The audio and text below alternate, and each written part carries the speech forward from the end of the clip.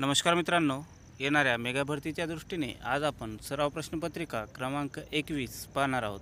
त्यापूर्वी हा व्हिडिओ जर तुम्हाला आवडला असेल तर लाईक करायला विसरू नका व या व्हिडिओ संदर्भात काही प्रश्न विचारायचे असल्यास खाली कमेंट्स बॉक्समध्ये तुम्ही आम्हाला विचारू शकता। त्यामधला आजचा आपला पहिला प्रश्न आहे मित्रांनो, भारतात विधान परिषद स्थापन करणारे 8वे राज्य कोणते ठरले आहे? तर मित्रांनो, भारतात विधान परिषद स्थापन करणारे 8वे राज्य ओडिसा आहे। त्यापूर्वी आंध्र प्रदेश, बिहार, जम्मू आणि काश्मीर, कर्नाटक, महाराष्ट्र, तेलंगणा आणि उत्तर प्रदेश या 7 राज्यांमध्येच विधान परिषद कलम 169 नुसार होती। तर आता नव्याने 8वे विधान परिषद ओडिसा या राज्यामध्ये स्थापन झाले आहे। त्यानंतरचा प्रश्न आहे, सन 2011च्या जनगणनेनुसार खालीलपैकी कोणती भाषा ही भारतातील सर्वात जास्त लोकांची मातृभाषा आहे? तर मित्रांनो, सन 2011च्या जनगणनेनुसार हिंदी भाषा ही भारतातील सर्वात जास्त लोकांची मातृभाषा आहे। त्यानंतर द्वितीय क्रमांक लागतो। त्यानंतरचा प्रश्न आहे, भारतातील पहिला मका पीक महोत्सव कोणत्या शहरात 29 सप्टेंबर 2018 रोजी आयोजित केला होता?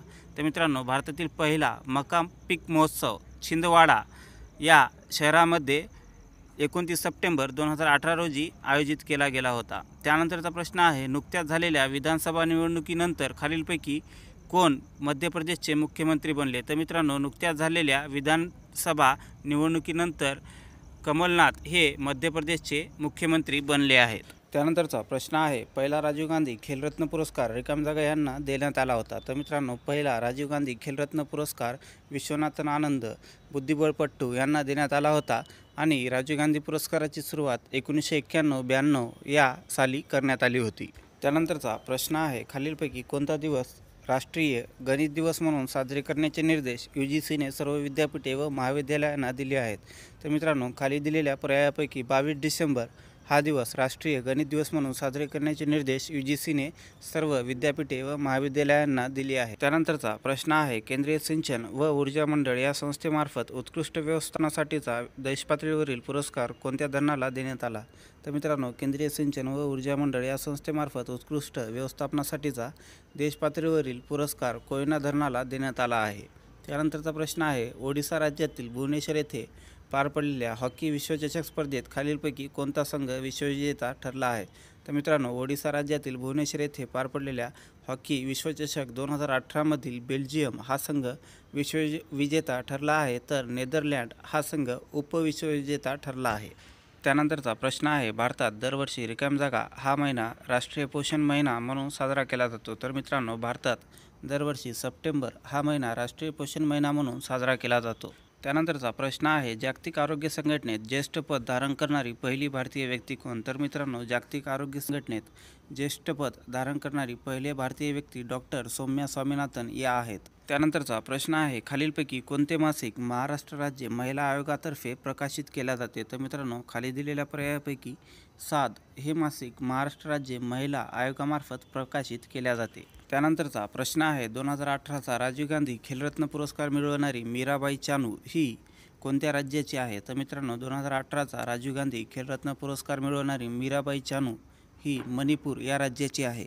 त्यानंतरचा प्रश्न आहे, एप्रिल 2018 मध्ये जाहीर 65वे राष्ट्रीय चित्रपट पुरस्कारामध्ये सर्वोत्कृष्ट चित्रपटाचा मान कोणी मिळवला? तर मित्रांनो, एप्रिल 2018 मध्ये जाहीर 65वे राष्ट्रीय चित्रपट पुरस्कारामध्ये सर्वोत्कृष्ट चित्रपटाचा मान विलेज रॉकस्टार या चित्रपटाला मिळाला व भारतातर्फेही विलेज रॉकस्टार या चित्रपटाला ऑस्करसाठी पाठवण्यात आले होते, परंतु ऑस्करच्या फेरीमध्ये विलेज रॉकस्टार हा चित्रपट बाद झाला आहे। त्यानंतरचा प्रश्न आहे, 2018चा ऑस्कर पुरस्कारातील सर्वोत्कृष्ट चित्रपट कोणता? तर मित्रांनो, 2018च्या ऑस्कर पुरस्कारातील सर्वोत्कृष्ट चित्रपट द शेप ऑफ वॉटर हा आहे।